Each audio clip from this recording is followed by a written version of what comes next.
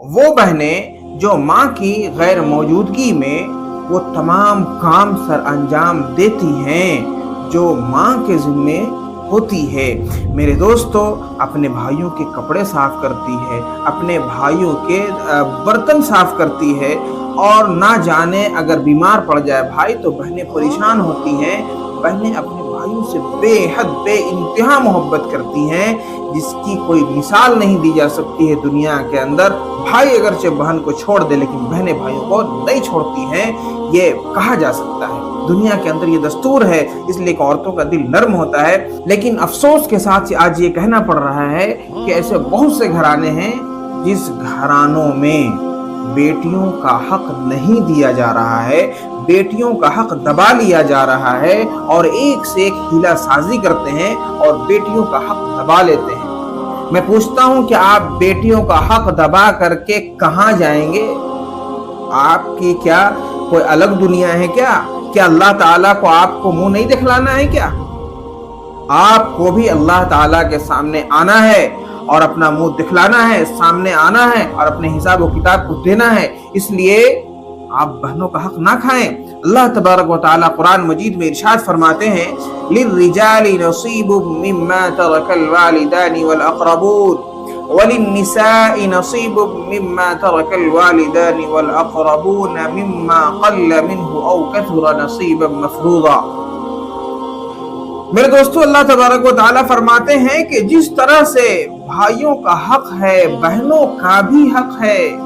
جی ہاں، یہ اس زمانے کی بات ہے جب ایک صحابی رسول کے چھوٹے بچے تھے اور وہ دنیا سے گزر گئے، تو ان کے چچا زاد بھائی لوگ آ کر کے اور ان کی دولت پر قبضہ کر لیا۔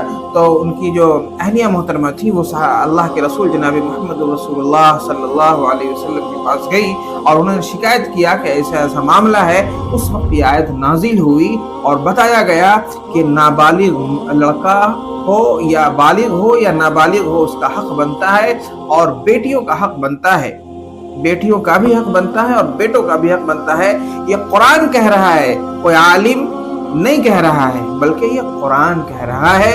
تو میرے دوستو، عمل کرنا چاہیے، ان چیزوں کے اوپر عمل کرنا چاہیے، نہ کہ اس کو نظر ثانی کر کے آپ گزار دیں، ورنہ دنیا کی چیز دنیا میں رہ جاتی ہے، آخرت کے لیے پریشانی ہو جائے گی۔ آنکھ بند ہوا سارا معاملہ ختم۔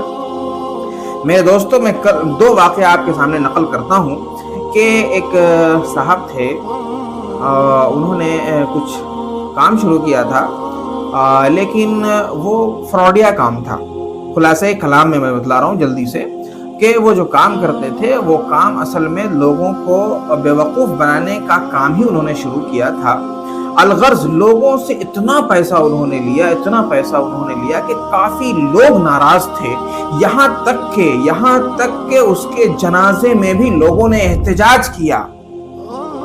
سوچے کتنی بڑی بات ہے کہ کسی کے جنازے میں کسی کا احتجاج کرنا، یہ بہت بڑی بات ہوتی ہے میرے دوستو۔